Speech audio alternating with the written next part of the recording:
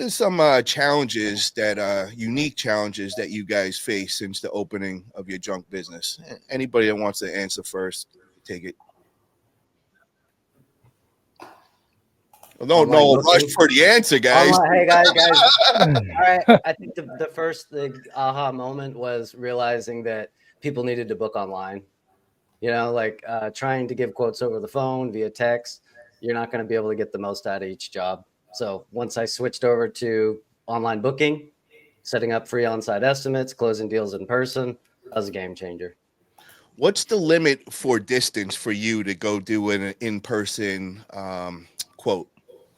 I would go about a mile radius around where I live, and I would allow up to 2 jobs for every 2 hour block, you know, throughout the day. So like 8 a.m. to 10 a.m., 2 people can book, and that schedule's open, wide open, 7 days a week. So starting at 8 a.m., we'd have 2 people book between 8 and 10, 2 people book between 10 and noon, up until 4 to 6 during winter months, and then 6 to 8 is, you know, during like the summer months. Matt, how do you do it, man? Because, you know, I know you're not actually, you're subcontracting a lot of the jobs that you're getting. So how do you go about like giving quotes and all that? Are you the person that's giving the quote, and are you doing that via text? Well, before I was subcontracting, you know, I was running it just like everybody else does, you know, locally with my own employees and my own trucks. And so they would book an appointment. We would show up for a free on-site estimate, close the deal in person. I did the same thing when I was subcontracting most of the time, except for I had like one big commercial client that was a commercial property manager who did a lot of retail work. They didn't need any pricing. All I would do is I would send a hauler, they'd get it done. I'd charge their card on file and send the client a receipt.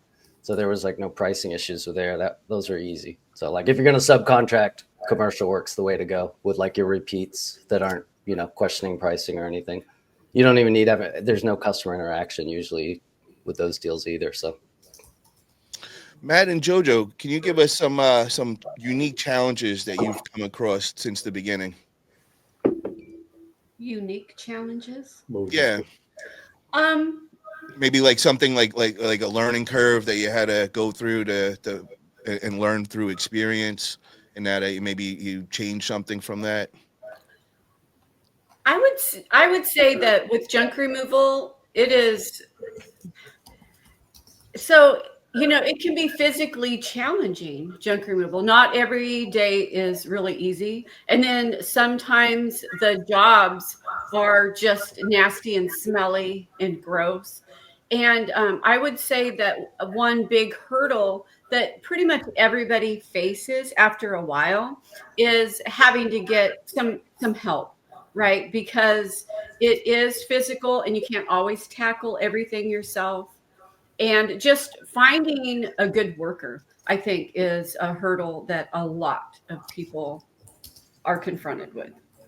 How do you go about that process? Do you guys have like a set formula, or it just run across somebody over time that fits? So we got so lucky with the employee that we have. I mean, really, it is luck because he never complains. He's always smiling. He tackles everything, you know, and we work side by side. So we don't ask him to do anything we're not willing to do ourselves.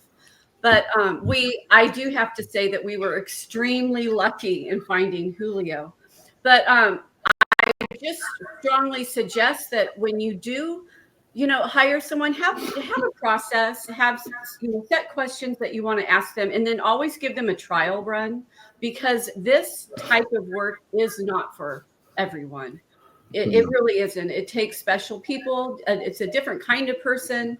And to me, not complaining and showing up with a good attitude and just wanting to like get the job done, and having just good positive vibe all the time is super important to me. So I would want to like work with somebody for a while and make sure that they mesh well that way, because I don't want to be stuck. I don't care how hard of a worker they are. I don't want to be stuck with anybody that's like a negative downer, because I don't want that to be put on me. Hey, So